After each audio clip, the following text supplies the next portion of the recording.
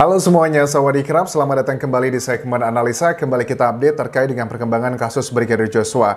Salah satu hal yang saat ini sedang menjadi perdebatan masyarakat adalah mengenai peristiwa yang berada di Magelang tersebut. Aku akan bahas ini adalah berdasarkan keterangan dari Kamarudin Simanjuntak. Karena apa ya, Kamarudin Simanjuntak ini selalu mengatakan hal-hal yang sifatnya adalah sumber intelijensinya dia. Menurut aku ini adalah hal yang wajar di tengah kasus konteksnya dengan banyak sekali alat bukti dan juga barang bukti yang telah dihilangkan dan hanya berdasarkan alat bukti satu, yakni adalah keterangan saksi ataupun juga keterangan terdakwa. Misalnya begini, Kamarudin Simanjuntak pada saat diwawancara di program Metro TV ini mengatakan bahwa dugaan sangat kuat menurut dia PC ini adalah yang menggoda Brigadir Joshua yang berada di Magelang saat itu di tanggal 7 Juli 2022 dan Brigadir Joshua malah yang menolaknya. Awalnya aku berpikir apa ini salah satu strategi aja, tetapi setelah aku logikakan ini kok cukup masuk akal sekali teman-teman. Kamarudin Simanjuntak menyatakan ini tidak hanya di tayangan Metro TV ini, tetapi juga pada saat persidangan pun juga sama, mengatakan hal yang sama. Artinya memang dia punya konsistensi yang sangat luar biasa dengan melindungi sumber informasinya tersebut juga. Di sini dikatakan teman-teman begini bahwa dia ini kalau aku lihat dari logikanya begini ya, dengan kebaikan-kebaikan Putri Chandrawati yang sudah diberikan ke keluarganya Brigadir Joshua, salah satunya adalah yang cukup nyata ke Reza, adik dari Brigadir Joshua. Misalnya dikasih uang 5 juta rupiah, tas branded, terus juga sering chatting untuk memberikan pesan-pesan yang baik. Kemudian juga pernah ada satu waktu di tempat Reza bekerja.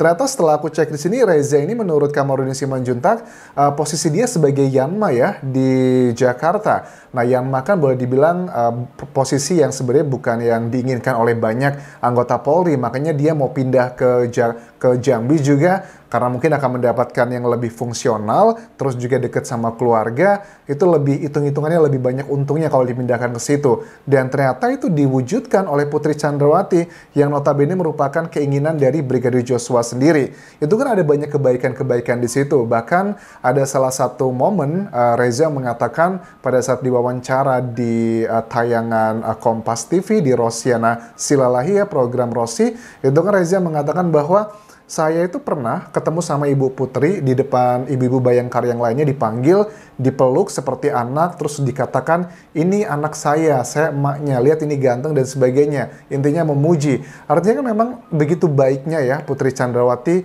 ke keluarganya Brigadir Joshua. Kamarudin Simanjuntak melogikakannya begini, kalau perempuan biasanya lagi naksir sama seseorang, itu biasanya akan berusaha berbuat baik, tidak hanya ke orang yang ditaksir, tetapi juga ke anggota keluarganya. Apakah setuju atau enggak? Yang sepertinya begitu. Pengalaman juga banyak yang seperti itu juga kan ya. Dan menurut aku ini make sense banget teman-teman. Tetapi kan di persidangan pada saat hakim juga nanya nih sama Kamarudin Simanjuntak, memang sumber intelijennya itu siapa? Bolehkah saya tahu siapa? Kan tidak dikatakan, ya agak sulit juga karena harus ada semuanya berdasarkan 5 alat bukti, keterangan saksi, keterangan ahli, keterangan terdakwa, petunjuk, dan juga surat. Kalau Kamarudin hanya menyampaikan informasi seperti ini agak sulit untuk diwujudkan, dianggap gitulah di persidangan ini teman-teman. Tetapi apakah ini mungkin? Menurut aku, dengan hal-hal yang sudah ada bisa menjadi petunjuk sih sebenarnya. Tetapi kan ya apapun yang tidak terjadi dan tidak diucapkan di persidangan itu biasanya tidak akan dianggap oleh yang mulia hakim. PC khawatir dengan Joshua, takut dia papain sama KM. Ini adalah peristiwa pada saat di tanggal 7 Juli tersebut di Magelang, di mana menurut versi mereka PC adalah korban perkosaan. Tetapi yang dipanggil malah Joshua masuk ke dalam kamar karena ini adalah indikasi PC ini khawatir dengan keadaan Joshua. Takutnya sama KM, Kuatmaruf, dia papain. Kenapa bisa berpikir seperti itu? Bukankah Brigadir Joshua lebih muda, lebih gede badannya? Justru yang malah takut harusnya si Kuatmaruf. Tetapi kan fakta di persidangan menunjukkan yang mengejar-ngejar dengan pisau itu siapa? Adalah Kuatmaruf, bukan Brigadir Joshua.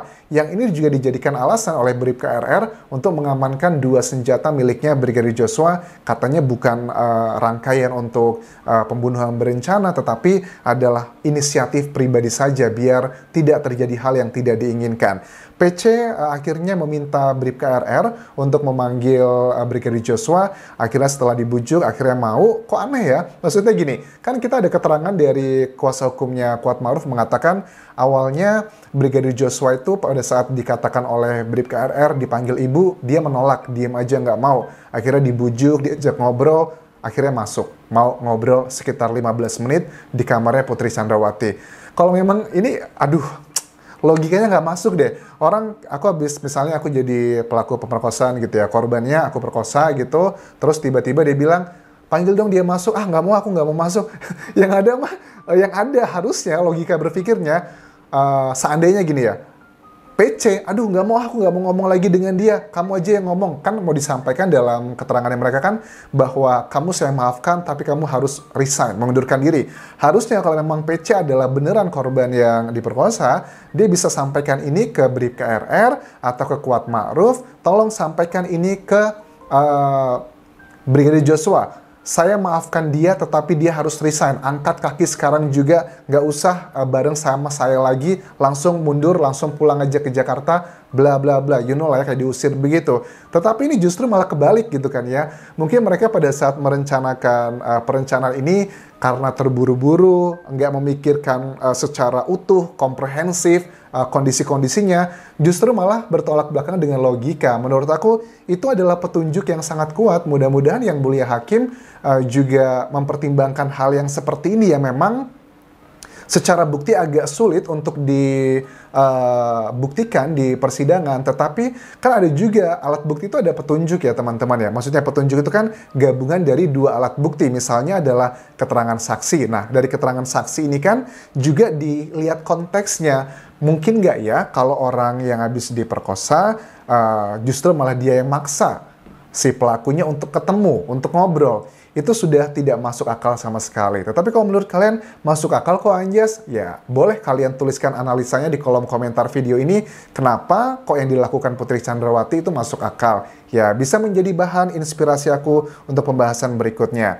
Kemudian, selain fakta-fakta tadi kan juga dikatakan oleh Kamarudin Simanjuntak ini bahwa di tubuh Polri itu juga ada beberapa suara yang nggak satu suara gitu.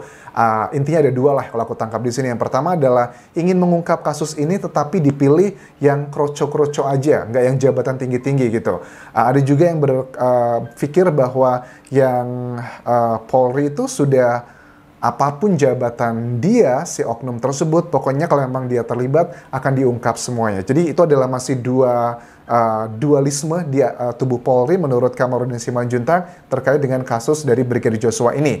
Nah, kemudian tentang Daden dan juga Romer, ini ternyata menurut Kamarudin Simanjuntak dan juga dari Vera, ini yang dimaksud skuad lama itu adalah Daden dan juga Romer, bukan Kuatma'ruf. Ya, aku sih make sense juga karena ada beberapa keterangan di sini konteksnya. Misalnya begini, skuad lama itu adalah yang menghalangi Reza pada saat mampir mau mengambil baju dinasnya, pada saat dia mau dipanggil ke Provos di hari kejadian tersebut. Itu kan dia diperiksa ya, bawa senjata atau tidak, kemudian juga motornya juga diperiksa. Itu kan dia yang menghalangi. Terus juga Kamarudin Simanjuntak mengatakan bahwa mereka ini adalah orang yang memprovokasi Ferdy Sambo yang terkenal dengan temperamen yang tinggi.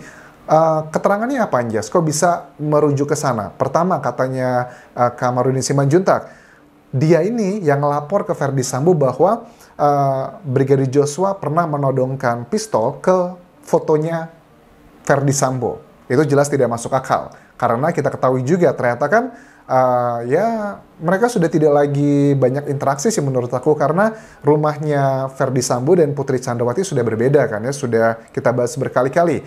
Rumahnya Ferdy Sambo tempat tinggalnya itu di Bangka, Kemang, itu adalah dengan ajudannya Daden dan juga Romer kemungkinan besar di sana.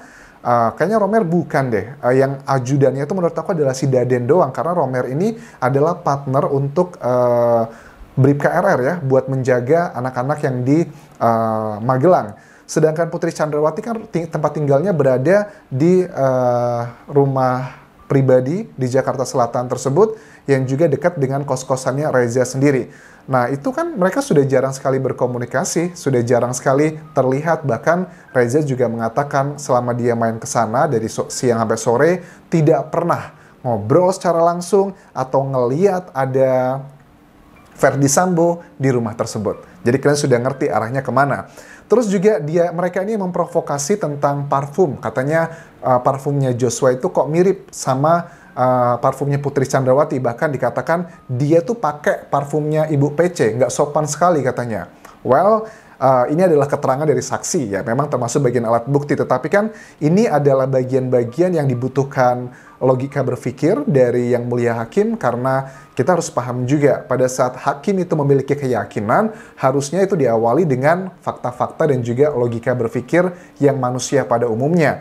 Ya memang semua orang punya keyakinan, tetapi hanya privilege-nya itu miliknya hakim. Keyakinan tersebut akan menjadi bahan pertimbangan untuk memutuskan hukuman apa untuk para terdakwa.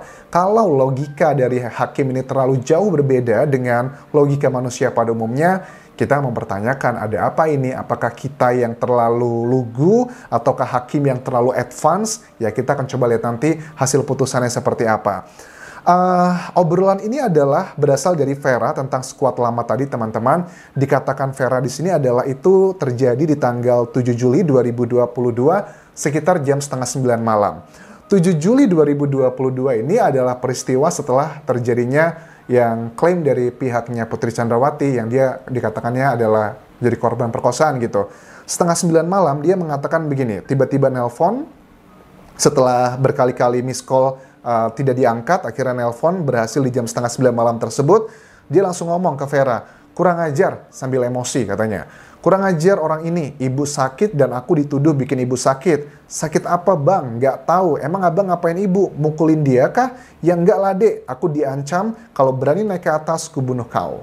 Nah kemudian Kuat Ma'ruf pengacaranya memberikan komentar begini.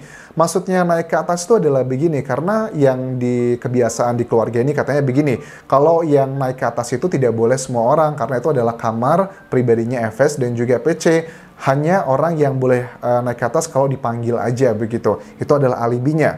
Terus juga pengacara KM mengatakan ada statement dikatakan tentang jangan sampai ada duri di dalam rumah tangga ibu. Kita tahu ini adalah dari keterangan jaksa penuntut umum pada saat membacakan surat dakwaan di persidangan.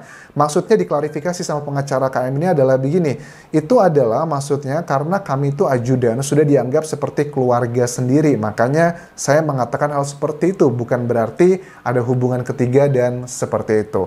Ya, menurut aku sih kalau kita hanya rely kepada keterangan saksi, apalagi mereka sudah berkali-kali melakukan BAP, apalagi peristiwa yang sudah 3 bulan yang lalu, keterangan saksi sudah tidak reliable lagi, kecuali keterangan saksi ini baru didapatkan sehari setelah kejadian atau 2 hari setelah kejadian, itu bolehlah kita pertimbangkan. Tetapi kalau sudah berbulan-bulan, sudah wawancara, sudah punya pengacara, sudah ada macam-macam kronologi yang dipersiapkan timnya FS untuk kebohongan, itu sudah nggak bisa kita rely lagi. Jadi awal-awal dari pembahasan mengenai kasus ini menurut aku harus yang banyak kita rely, apalagi kalau itu menyangkut keterangan dari para saksi yang juga sudah menjadi terdakwa dalam kasus ini.